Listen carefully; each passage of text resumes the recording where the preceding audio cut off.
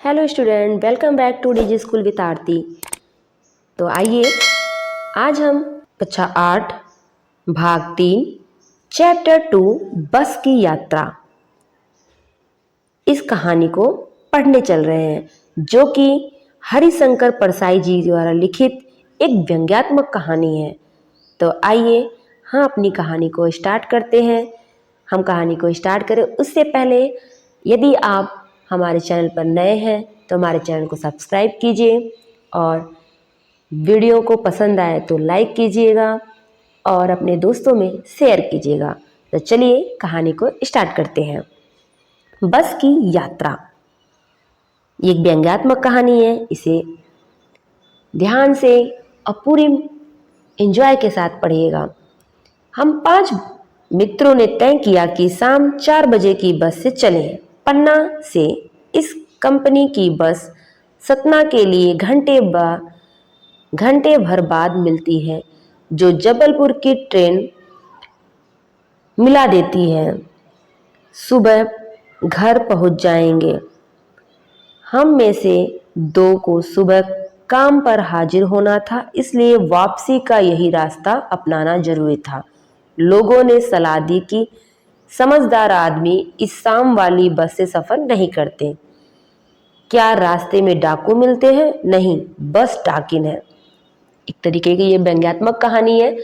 इसमें जो आपके लेखक हैं, इन्होंने अपने जीवन की एक घटना को यहाँ पर उजागर किया है। ये बता रहे हैं कि ये अपने मित्रों के साथ शाम वाली बस को पकड़े थे और यह बस क्या थी? पन्ना की कंपनी की बस थी। मतलब पन्ना आपके मध्य प्रदेश की एक जगह है जहाँ से ये बस की मतलब इसी कंपनी की बस सतना के लिए घंटे भर बाद मिलती है। यदि आप दोबारा पन्ना से सतना के लिए बस पकड़ते, तो यदि ये बस छूट जाती तो दूसरी बस इनको घंटों भर मतलब बाद मिलती, जो जबलपुर की ट्रेन मिला देती और ले आकर कहाँ मिलाती? जबलपुर की ट्रेन के लिए। और ये क्या थे? सुबह घर पहुंच जाएंगे। हम में से 2 को सुबह काम पर हाजिर होना था, इसलिए वापसी का यही रास्ता अपनाना इनको जरूरी था। मतलब ये बस पकड़ना उनके लिए आवश्यक था, लेखक के लिए। लेकिन लोगों ने इनको सलाह दिया। लोगों ने मतलब जो बस पकड़ने जब गए, वहाँ आसपास के जो लोग भी थे, उन्होंने इनको सलाह दिया कि इस बस से सफ़र नहीं करना। तो इनको लगा क्यों, रास्ते में डाकू चोर मिलेंगे या ये बस ही डाकिन है। तो चलिए कहानी को आगे ले चलते हैं, देखते हैं क्या है।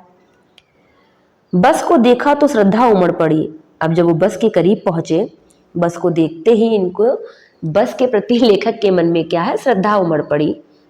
खूब वयोवृद्ध थी, मतलब काफी बूढ़ी हो चुकी थी, बस बहुत पुरानी थी। सदियों के अनुभव के निशान लिए हुए थे। उस बस पर काफी कुछ निशान लगे हुए थे, मतलब एकदम टूटी फूटी अवस्था में थी। लोग इसलिए इससे सफर नहीं करना चाहते कि वृद्धावस्था में इसे कष्ट होगा, या बस पूजा के योग्य थी। उस पर सवार कैसे हुआ जा सकता है? मतलब बस इतनी पुरानी हो चुकी थी कि उस पर व्यंग किया जा रहा है, लेखक व्यंग कर रहे हैं कि ऐसी बस को क्या करना चाहिए? पूजा के योग्य है, इसको अब खड़ी करके इसकी पूजा करनी चाहिए, क्योंकि बहुत सेवा दे चुकी। आगे देखते हैं कि एक हिस्सेदार भी उसी बस से जा रहे थे। मतलब जिस कंपनी की वो बस थी, उसके एक हिस्सेदार भी उसी बस से सफ़र कर रहे थे। हमने उनसे पूछा, यह बस चलती भी है? वह बोले, चलती क्यों नहीं है? मतलब चलती क्यों नहीं है जी? अभी चलेगी। हमने कहा, वही तो हम देखना चाहते हैं, अपने आप चलती है या? हाँ जी, और कैसे चलेगी? मतलब उन्होंने उस हिस्सेदार से पूछा, लेखक ने, कि ये बस अपने आप चलती है? तो उसके बदले में उन्हें जवाब मिला, जी हाँ, और कैसे चलेगी। गजब हो गया, ऐसी बस अपने आप चलती है। एक व्यंग्यात्मक कहानी, इसलिए जगह जगह यहाँ पर व्यंग कसा गया है। व्यंग मतलब कमेंट टाइप का है। हम आगा पीछा करने लगे, मतलब आगा पीछा करने लगे तो इस बस में बैठे कि ना बैठे। डॉक्टर मित्र ने कहा, डरो मत चलो। उनके एक दोस्त उसमें डॉक्टर थे, उन्होंने कहा, डरो मत चलो, बस अनुभवी है। मतलब बस कैसी है? अनुभवी है, मतलब काफ़ी पुरानी है। नई नवेली बसों से ज़्यादा विश्वसनीय है। मतलब ये कई बार सफ़र करा चुकी, इसलिए नई नवेली बसों से ज़्यादा विश्वसनीय है। हमें बेटों की तरह प्यार से गोद में लेकर चलेगी। हम बैठ गए। जो छोड़ने आए थे वो इस तरह देख रहे थे जैसे अंतिम विदा दे रहे हों। जैसे किसी को अंतिम विदाई देते हैं ना, तो आंखों में आंसू होता है, या फिर इस तरीके से देखते हैं लोग कि अब कभी नहीं मिलेंगे। वैसे इनको जो छोड़ने आए थे वो देख रहे थे। उनकी आंखें कह रही थी, आना जाना तो लगा ही रहता है, आया है सो जाएगा, राजा रंग फकीर। मतलब जो भी इस दुनिया में आया उसे एक दिन जाना ही है। आदमी को कूच करने के लिए एक निमित्त चाहिए। मतलब कि हर आदमी को जाने के लिए, मतलब दुनिया को छोड़ने के लिए एक बहाना चाहिए, निमित्त चाहिए। इंजन सचमुच स्टार्ट हो गया। अब बस क्या मतलब, बस स्टार्ट हो गई। ऐसा जैसे सारी बस ही इंजन है और हम इंजन के भीतर बैठे हैं। मतलब जैसे ही बस स्टार्ट हुई, लेखक को ऐसा लगा कि वो बस के अंदर नहीं बल्कि इंजन के अंदर बैठे हों। काज बहुत कम बचे थे, जो बचे थे उनसे हमें बचना था। देखिए व्यंग्यात्मक है, इसलिए शब्दों पर ध्यान दीजिएगा कि उस बस में जो कांच लगे थे वो बहुत कम बचे हुए थे, क्योंकि सब टूट चुके थे, गिर चुके थे, और जो बचे थे उनसे हमें बचना था, मतलब वो हमारे ऊपर ना गिर जाए। हम फौरन खिड़की से दूर सरक गए। इंजन चल रहा था। हमें लग रहा था कि हमारी सीट के नीचे इंजन है। लेखक कह रहे हैं उन्हें ऐसा लग रहा था जैसे कि उनकी सीट के नीचे ही इंजन लगा हो। बस सचमुच चल पड़ी और हमें लगा कि गांधी जी के असहयोग और सविनय अवज्ञा आंदोलन के वक्त अवश्य जवान रही होगी। मतलब इन्होंने तुलना किया है कि जब गांधी सत्याग्रह का आंदोलन किए थे, असहयोग आंदोलन, सविनय अवज्ञा आंदोलन, उस टाइम में बस कैसी रही होगी, जवान रही होगी। मतलब ये 90s की बात कर रहे हैं। कौन? लेखक। उसे ट्रेनिंग मिल चुकी थी। किसे? बस को। हर हिस्सा दूसरे से असहयोग कर रहा था, मतलब एक दूसरे से लड़ रहे थे। पूरी बस सविनय अवज्ञा आंदोलन के दौर से गुजर रही थी। जैसे आज़ादी के लिए लोग लड़ रहे थे वैसे ही सीट का बॉडी से असहयोग चल रहा था। कभी लगता सीट बॉडी को छोड़कर आगे निकल गई है, कभी लगता कि सीट को छोड़कर बॉडी आगे भागी जा रही है। मतलब सीट इतनी ज़्यादा हिल डुल रही थी कि ऐसा लग रहा था कि एक दूसरे से असहयोग कर रहे हों। 8-10 मील चलने पर सारे भेदभाव मिट गए। 8-10 मील चलने, मतलब 8-10 किलोमीटर चलने के बाद ऐसा लगा कि जितनी इन दोनों में दूरियां थी वो सब मिट गई। यह समझ नहीं आता था कि सीट पर हम बैठे हैं या सीट हम पर बैठी है। व्यंग किया जा रहा है, इसलिए ऐसे शब्द आपको मिलेंगे। लेखक को क्या लग रहा था कि सीट पर हम नहीं बल्कि सीट हमारे ऊपर बैठी है। एकाएक बस रुक गई। मालूम हुआ कि पेट्रोल की टंकी में छेद हो गया है। चलते चलते बस क्या है, रुक गई, और लेखक को पता चला कि बस क्यों रुकी है, कि पेट्रोल की जो टंकी थी उसमें छेद हो गई है। ड्राइवर ने बाल्टी में पेट्रोल निकालकर उसे बगल में रखा और नली डालकर इंजन में भेजने लगा। वो बस पेट्रोल वाली थी। आज की बसें डीजल ज़्यादा होती हैं, डीजल वाली उस समय रही होगी। अब मैं उम्मीद कर रहा था कि थोड़ी देर बाद बस कंपनी के हिस्सेदार इंजन को निकालकर गोद में रख लेंगे और उसे नली से पेट्रोल पिलाएंगे, जैसे माँ बच्चे को दूध की शीशी लगाती है। अब देखिए यहाँ पे फिर इन्होंने व्यंग कसा। लेखक ने क्या कहा कि बस को देख के ऐसा लगा कि अब मतलब उसके टंकी को देख के उसकी टंकी में छेद हो गया था, तो अब क्या ड्राइवर जो हैं वो बाल्टी में पेट्रोल निकाल कर ला के बगल में रख लिए थे और नली लगाकर इंजन में डाल रहे थे। इसलिए उन्हें ऐसा लगा कि जो कंपनी के हिस्सेदार बस में बैठे थे, जो कह रहे थे कि नहीं बस अपने आप चलेगी, वो क्या करेंगे, इंजन को अपनी गोद में ले लेंगे और जैसे माँ अपने बच्चे को गोद में लेके दूध की शीशी लगा करके पिलाती है, वैसे ही ये भी अब उसे पेट्रोल डालेंगे, पिलाएंगे। बस की रफ्तार अब 15-20 मील हो गई थी। मुझे उसके किसी हिस्से पर भरोसा नहीं था। ब्रेक फेल हो सकता है, स्टीयरिंग टूट सकता है। प्रकृति के दृश्य बहुत लुभावने थे। दोनों तरफ हरे भरे पेड़ थे जिन पर पक्षी बैठे थे। मैं हर पेड़ को अपना दुश्मन समझ रहा था। जो भी पेड़ आता डर लगता था कि इससे बस टकराएगी। वह निकल जाता तो दूसरे पेड़ का इंतजार करता। झील दिखती तो सोचता कि इसमें बस गोता लगा जाएगी। अब देखिए लेखक क्या है, डर रहे थे। क्यों डर रहे थे?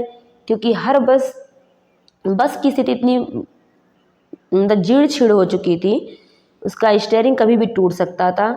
और प्रकृति जो कि हमेशा कैसी लगती है, लुभावनी लगती है, पेड़ पौधे अच्छे लगते हैं, वो अब लेखक को अपना दुश्मन लग रहा था। क्यों लग रहा था? क्योंकि एक पेड़ के निकल जाने के बाद दूसरा पेड़ जैसे आता तो उन्हें ऐसा लगता था कि इस पेड़ से बस टकरा जाएगी। और इसी इंतजार में वो बेचारे क्या करते, देखते रहते कि एक पेड़ बीत के अब दूसरा पेड़ आएगा। और झील अगर नदियाँ, झील अगर बोल जो होती हैं, अगर वो दिख जाते थे इनको, तो इनको ये लगता था कि हमारी बस अब इसमें गोता खा जाएगी, मतलब इसमें अब पलटी वाली स्थिति बनी हुई थी। एकाएक बस रुकी। अब देखिए इनकी बस एकाएक क्या है, रुक गई।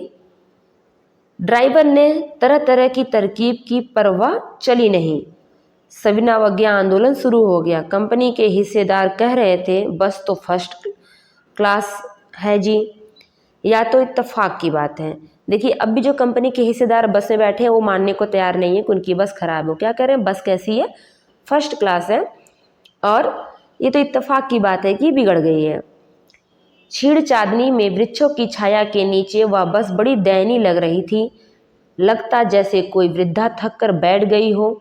हमें ग्लानि हो रही थी कि बेचारी पर लदकर हम चले आ रहे हैं, अगर इसका प्राण तो हो गया तो इस बियाबान में हमें इसकी अंत्येष्टि करनी पड़ेगी। अब देखिए लेखक को क्या लग रहा था कि क्यों हम इस बेचारी वृद्ध बस पे ऊपर सवार हो गए, मतलब हम इसके ऊपर अत्याचार कर रहे हैं, एक तरीके से लद कर चले आए। यदि ये बस क्या हो जाती है, मतलब इस बस का यहाँ पे अंत हो जाता है, मतलब कहने का एक उपमा दी गई है कि अगर इसकी मृत्यु हो जाती है तो इसी वीराने जंगलों में या इसी वीरानी जगह पर इसकी अंत्येष्टि करनी पड़ेगी। कौन कह रहा है, लेखक। हिस्सेदार साहब ने इंजन खोला और कुछ सुधारा, बस आगे चली। उसकी चाल और कम हो गई थी। अब जो हिस्सेदार साहब बैठे थे उन्होंने क्या किया, इंजन को खोला और उसमें कुछ सुधार किए। बस स्टार्ट तो हो गई, लेकिन उसकी जो चाल थी वो कैसी हो गई, बहुत धीरे हो गई। धीरे धीरे वृद्धा की आंखों की ज्योति जाने लगी, मतलब वो जो बस है उसकी जो उजाला है वो धीरे धीरे कम होने लगी। चांदनी में रास्ता टटोल कर वह रेंग रही थी, मतलब वो बस बहुत स्लो स्लो चल रही थी। आगे या पीछे कोई गाड़ी आती दिखती तो एकदम किनारे खड़ी हो जाती और कहती, निकल जाओ बेटी, अपनी तो वह उम्र ही नहीं रही। मतलब अगर आगे पीछे कोई भी गाड़ियाँ आती तो वो रुक करके उसको पास दे देती और कहती कि निकल जाओ, मतलब आप जाओ, अपनी तो वह उम्र नहीं रही कि तेज चला जा सके। एक पुलिया के ऊपर पहुँचते ही, मतलब पहुँचे ही थे कि एक टायर फिस करके बैठ गया, मतलब एक टायर भी उसका ब्लास्ट हो गया। वह बहुत जोर से हिलकर थम गई, मतलब बस बहुत जोर से हिली और बिल्कुल रुक गई। अगर स्पीड में होती तो उछल कर नाले में गिर जाती, क्योंकि पुलिया पे था, तो अगर वो थोड़ी भी स्पीड में बस होती तो उछल के क्या मतलब कि नाले में चली जाती। मैंने उस कंपनी के हिस्सेदार की तरफ बड़ी, मतलब पहली बार श्रद्धा भाव से देखा। वह टायरों की हालत जानते हैं, फिर भी जान हथेली पर लेकर इसी बस में सफ़र कर रहे हैं। मतलब बहुत बड़ी बात है कि बस की हालत जानते हुए भी उसमें सफ़र करना। उत्सर्ग की ऐसी भावना दुर्लभ है, मतलब ऐसा बहुत कम होता है कि मतलब एक बस को चलाने के लिए वो क्या कर रहे हैं, अपनी जान को जोखिम में डाल रहे हैं। सोचा इस आदमी के साहस और बलिदान भावना का सही उपयोग नहीं हो रहा है, इसे तो किसी क्रांतिकारी आंदोलन का नेता होना चाहिए।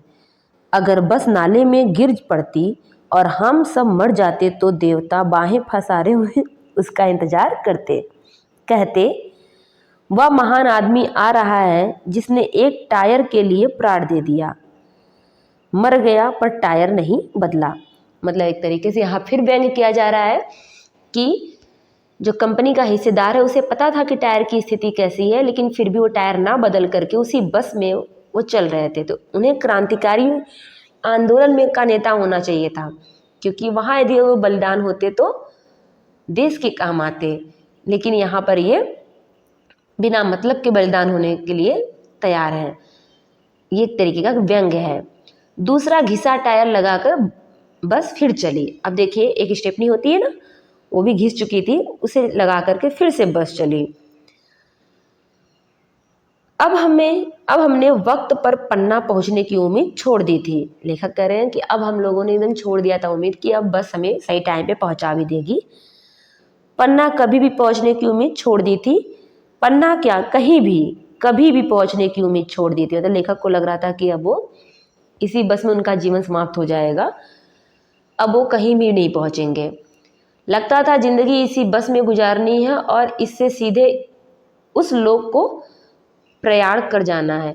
मतलब इसी बस से उन्हें क्या है, अपनी जीवन लीला, उनकी जीवन लीला इसी बस में समाप्त हो जाएगी। इसी बस से वो क्या चले जाएंगे, इस लोक को छोड़ जाएंगे। इस पृथ्वी पर उसकी कोई मंजिल नहीं है। हमारी बेताबी तनाव खत्म हो गए। मतलब अब ये सब सोच करके उन्होंने क्या किया, अपने जीवन के बारे में सोचना बंद कर दिया कि बस अब मंजिल पे ले जाएगी कि नहीं ले जाएगी। सारे चिंता भाव को अपने मन से निकाल दिया। हम बड़े इत्मीनान से घर की तरह बैठ गए। मतलब अब वो लोग क्या किए, जितने भी पैसेंजर उस बस में थे सब एकदम इत्मीनान से बैठ गए, जैसे घर में लोग बैठते हैं, बिल्कुल चिंता छोड़ करके। चिंता जाती रही, तब उनकी चिंता खत्म हो चुकी थी। हंसी मजाक चालू हो गया। अब उन लोगों ने क्या किया, हंसी मजाक स्टार्ट कर दिया। क्यों? क्योंकि अब उन्हें ऐसा लग रहा था कि अब जीवन यहीं पर समाप्त हो जाएगी इसी बस में। तो ये आपके हरिशंकर परसाई जी के द्वारा लिखी गई एक व्यंग्यात्मक कहानी थी, जो हास्यप्रद व्यंग्यात्मक कहानी थी और लेखक के जीवन से संबंधित ही एक घटना थी। तो ये कहानी आपको कैसी लगी, बस की यात्रा, हमें ज़रूर बताइएगा कमेंट में। और यदि आपको मेरी क्लास पसंद आ रही है तो चैनल को सब्सक्राइब कीजिए ताकि आने वाला हर नोटिफिकेशन आपको मिल सके, और वीडियो को शेयर कीजिए। तो चलिए आज के लिए बस इतना ही। अपने नेक्स्ट क्लास में हम पुनः मिलेंगे प्रश्नोत्तर के साथ। इसी चैप्टर के प्रश्न अभ्यास को लेकर आएंगे और उसे हम लोग करेंगे।